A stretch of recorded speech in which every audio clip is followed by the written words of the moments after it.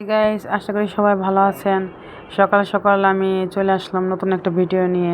আজকে আপনাদের আমি একটু তেলের পিঠা শেখাবো। আমার একটু অর্ডারের একটু কাজও ছিল।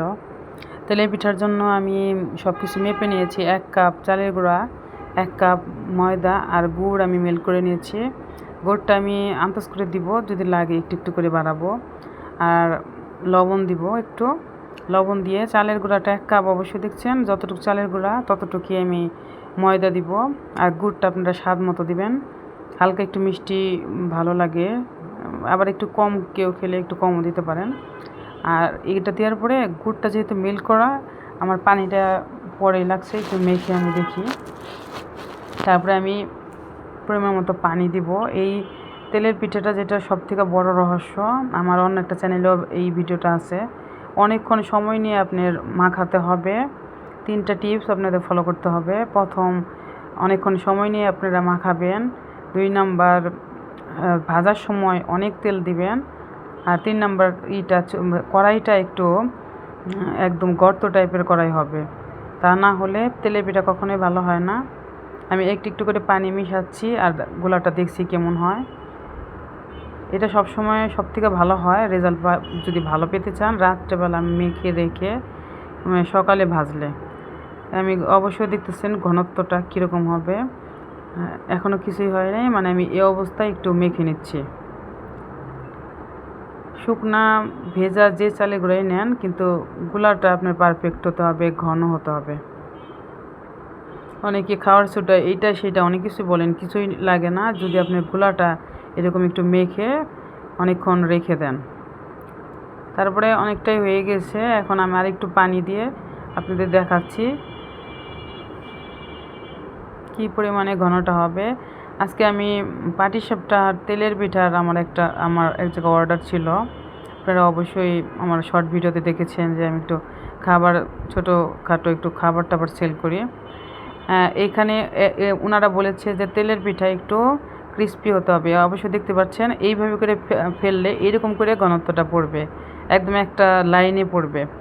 তখনই বুঝতে পারবেন আপনার তেলের পিঠার গোলাটা একদম ডান। এখন আমি ঢেকে রেখে দিচ্ছি। সবথেকে ভালো হয় 5-6 ঘন্টা, কিন্তু আমার হাতে সময় ছিল না। আমাকে সকালেই ফোন দিয়ে বলেছিল যে আমাকে দুপুরের মধ্যেই দিতে হবে, যেহেতু আজকে প্রথম রমজান। এখন যাই হোক, এগুলো মেখে রেখে আমরা সকালে নাস্তাটা একটু খাই। আমি ঝটপট একটু চালের চাপটি আমি দেখাচ্ছি। 1/2 কাপ চালের গুঁড়া, 1/2 কাপ ময়দা আর লবণ দিব, আর একটু কাঁচামরিচ দিয়ে আমি একটু গোলা করব। এটা ঝটপট হয়ে যায়। আমাদের বাসার মাসিকে আমি বলেছি যে রুটি ভাজার কথা, ওনার তো হয়ই না। আমার এদিকে অনেক ক্ষুধা লেগেছে, এজন্য ঝটপট আমি একটু ওটা মেখে আমি একটু খেয়ে নেব, আমি আর মাসি। তারপরে ওরা স্কুলে চলে গেছে আর ওর বাবাও চলে গেছে। এখন তাওয়াটা আমি গরম বসালাম। এখন আমি তাওয়াটার মধ্যে একটু গোলা দিয়ে হাত দিয়ে আমি টেনে টেনে দিব। এই গোলাটা একটু পাতলা পাতলা টাইপেরই হয়, তাহলে খুব ক্রিস্পি হয় চাপটি। অনেকে সরাসরি চালের গুঁড়া দিয়ে করে, চালের গুঁড়াতে গাইস সেক্ষেত্রে না ফেটে যায়। এরকম গোলাটা হবে একটু পাতলা পাতলা টাইপের,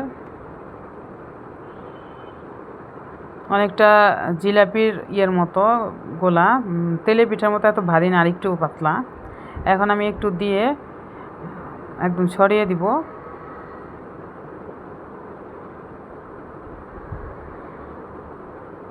যতটা ছড়িয়ে দেওয়া যায় দিয়ে আমি ঢাকনা দিয়ে ঢেকে দিব। অনেকে এটার মধ্যে পেঁয়াজও অ্যাড করে, কিন্তু আমি পেঁয়াজ দিলাম না। ইচ্ছা করলে আপনারা দিতে পারবেন। সকালে স্ন্যাক্সে খুব তাড়াতাড়ি এটা হয়ে যায়। আমার এই 1/2 কাপের চালের গুঁড়া, 1/2 কাপ ময়দা দিয়ে আমার 4টা চাপটি হয়েছে। এখন আমার এই চাপটিটা হয়ে গেছে, আমি উঠাচ্ছি। সাধারণত সরিষার তেল দিয়ে আমরা খাই, মাংস দিয়ে পছন্দ করে অনেকে, ওইটা দিয়েও খেতে পারেন। আমি এটা উঠিয়ে নিচ্ছি, উঠিয়ে আরেকটা আমি দিব।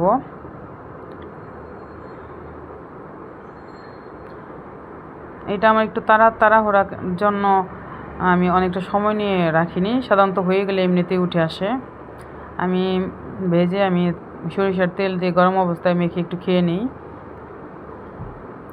সরিষার তেল অবশ্যই দেখছেন খাঁটি সরিষার তেল, গরম অবস্থায় ভালো লাগে। একদম শর্টকাট অবস্থায় খাওয়ার একটা রেসিপি। অনেকে গুড় দিয়েও খায়, ঝোলা গুড় দিয়ে, ওইটাও টেস্ট লাগে।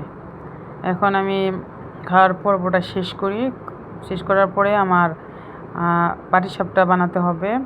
আর ডাবের পুডিংয়ের অর্ডারটা দিয়েছিল, কিন্তু আমি ডাবটা কিনতে পারিনি দেখে আমি নেক্সটে দিব। সবাইকে গাইস আমি রোজার শুভেচ্ছা জানাই, আপনারা ভালোভাবে রোজা করেন। এখন ওই পাশে মাসিকে দিয়েছে, মাসিও খাচ্ছে। সাধারণত অর্ডারের জিনিসগুলো আমি খুব তাড়াতাড়ি শেষ করি। এদিকে আমি একটু কড়াইয়ের মধ্যে, নন স্টিক কড়াইয়ের মধ্যে তেল দিয়েছি। আমি কেন ছড়ানো কড়াইতে দিলাম গাইস, আমাদের যে কাস্টমারটা আমাকে অর্ডার করেছিল তারা ক্রিস্পি তেলের পিঠা চেয়েছিল, এর জন্য আমি ক্রিস্পি করলাম। আর এদিকে আবার পাটিসাপটার আমি এটাও করছি, ক্ষীরটা আমি করে নিয়েছি নারিকেল দিয়ে, দুধ টুধ দিয়ে। পাটিসাপটার রেসিপি আমার চ্যানেলে আরও আছে, দেখে নিতে পারেন। এখন আমি তুলে নিচ্ছি, অনেকগুলোই হয়েছিল। কখনোই আপনারা মাঝখানে চাপ দিবেন না, দুই পাশে চাপ দিয়ে তুলে নেবেন আলতোভাবে। এদিকে তেলে পিঠাটা আমার ক্রিস্পি করার জন্য আমার এইভাবে করে নিচ্ছি, একটু পাতলা করে। ছড়ানো কড়াই দেখে আমার এরকম একটু ফোলা কম হয়েছে। এই যে পাটিসাপটা তেলের পিঠা, আরও তেলের পিঠা আছে। এদিকে আমি পিঠা ভাজতে ভাজতে আর দুপুরে রান্নার যে প্রস্তুতি সেটা আমিও নিচ্ছি। আমি সাধারণত 2 চুলাই করে ফেলি, চুলা খালি দিই না। এই কই মাছটা আমি লবণ হলুদ দিয়ে মেখে ভেজে নিচ্ছি। তারপরে এইখানে মশলাগুলি রেখেছিলাম, ওই গুলা মশলাটা দিচ্ছি, কালিজিরা ফোড়ন দিব গাইস। তারপরে পেঁয়াজ বাটা, মৌরি বাটা, শুকনো মরিচ, লবণ হলুদ এগুলো আমি মিশিয়ে নিয়েছি, এগুলো বাটা দিবেন। শুকনো মরিচ, মৌরি বেটে নেবেন, পেঁয়াজ বাটা এগুলো, হলুদের গুঁড়া মিশিয়ে নেবেন। তারপরে টমেটো আমি পরে দেবো একটু কষানোর পরে। এই রেসিপিটা আমার নিজস্ব রেসিপি, খুবই টেস্ট হয়। কই মাছ দিয়ে খুব ভালো লাগে, কই মাছ ইলিশ মাছ দিয়ে খুব টেস্ট লাগে। এখন আমি এটা তেলে দিয়ে অনেকক্ষণ আমি ভাজবো, তেল ছেড়ে আসা আগ পর্যন্ত। টমেটোটাও দিয়ে দেব, টমেটোটা গলার আগ পর্যন্ত আমি এটাতে টমেটো দিবেন গাইস, টমেটো দিলে টেস্টটা সুন্দর আসে, ফ্লেভারও সুন্দর আসে। টমেটোটা আমাদের গাছের টমেটো, খুবই সুন্দর স্বাদ ছাড়া। এখন আমি ছোটো ছোটো 2টা টমেটো দিয়েছিলাম, এটা আমি হালকা একটু পানি দিয়ে নিলাম, যেহেতু নিচে লেগে যাচ্ছে। অনেকক্ষণ আমি একটু কষাবো। অবশ্যই আমি অন্যান্য ভিডিওতে আপনাদের বলেছি, কষানোর উপরে অনেকটা রান্নার টেস্ট নির্ভর করে। আমি একটু তেল কমিয়ে দিয়েছি, কারণ ইদানিং একটু তেল বেশি খাওয়া হয়, এখান থেকে একটু তেল বেড়েছে। তারপর আমি ফাইনালি ঝোলটা দিব। আমার কারেন্টটা চলে গিয়েছিলো, আর হয়নি। আশা করি সবাই ভালো লাগলে সাবস্ক্রাইব করবেন।